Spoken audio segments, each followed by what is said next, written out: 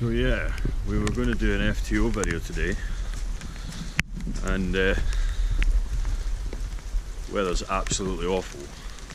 The video we wanted to make was kind of reliant on the car coming out of the garage and getting on the flat ground. Hang on a minute, I got massive puddles here. Jesus.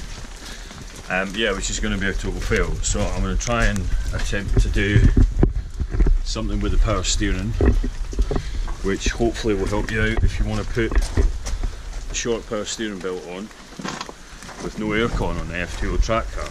Right, so we've got short power steering belt in there, but at the moment she's missing bolts because, cut a long story short, the belt that you buy to delete the ABS is actually not requiring a tensioner because it's so short, and it's just a little bit too tight. What we've got here is the short belt for the power steering pump itself. Yeah, the first thing you're going to notice is where the aircon bracketry has gone, that's what holds on the tensioner for the regular belt that's on here.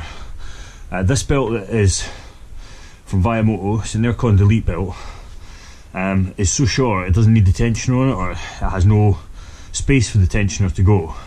So at the moment you've got a power steering pump which essentially just bolts straight onto the block with the belt in place, which is great, but the problem for that is getting the actual belt in here. If I can turn this pulley somehow, yep.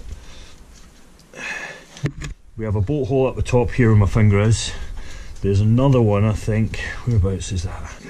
Accessible from the bottom, I believe, yep. And then there's another one around the back. Now, because of the belt being so tight, I'm not happy forcing the pump in such a way that the belt is under a lot of strain and it puts the crank under a lot of strain. So I'd like to have a tiny bit of adjustment in this belt so that I can make sure it goes on there without causing any grief to parts around it. So what I'm going to do today is I'm going to remove this lower bolt that I've actually managed to get in, and I'm going to open up holes, I think, so that you can, so I've got a bit of adjustment in things. There we go. Right, if I just move the pump slightly out of the way, one of the main problems we've got is getting the pump up and high enough to hit the two bolt holes that we've got in there. So there's one at the back there where my finger's going, in here, and one at the very top.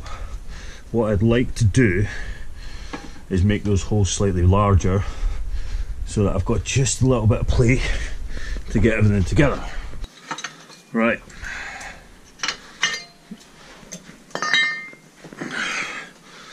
So you can see the power steering pump joins onto these two bolt holes here and this one at the back.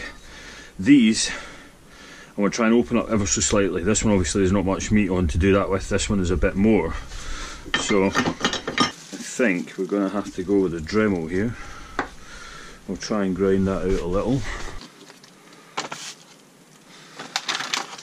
I don't need much here. It would almost bolt up before. I just want to open it up a tiny bit towards the rear, I think, and then give it a try and see where we get. So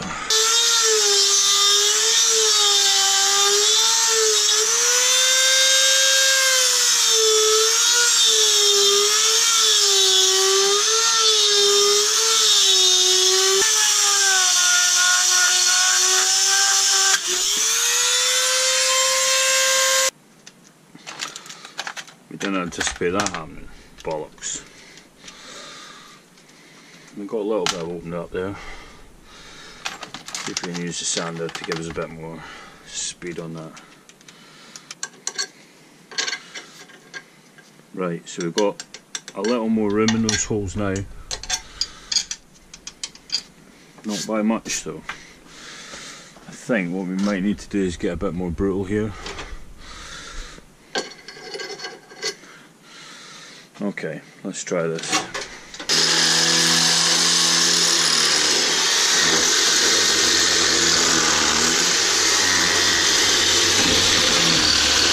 Okay, I had much more of the desired effect.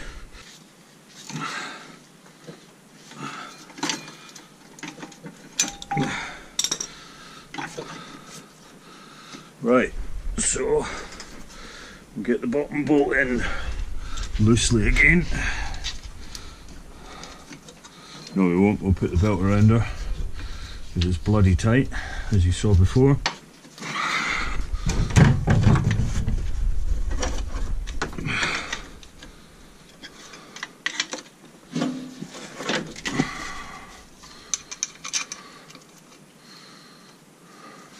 Okay, let's grab a couple of fresh bolts. And at this point I'm now hoping we've got enough clearance to get at that bolt hole in the top there. You can see that that plate is still a little bit out, so the pump needs to go slightly towards the engine there, and the top one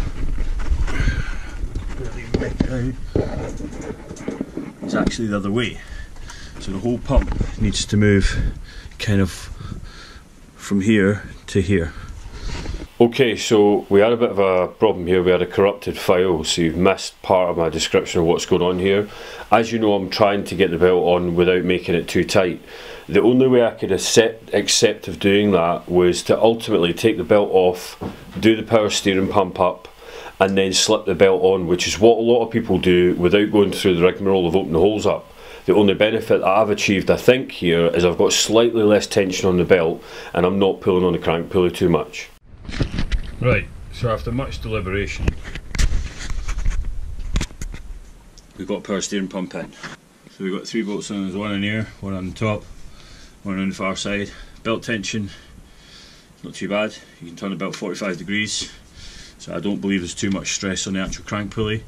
Yeah, that's in. Time to look at the anti-roll bar drop links. Oh yeah, I've got to do some wiring jazz down here.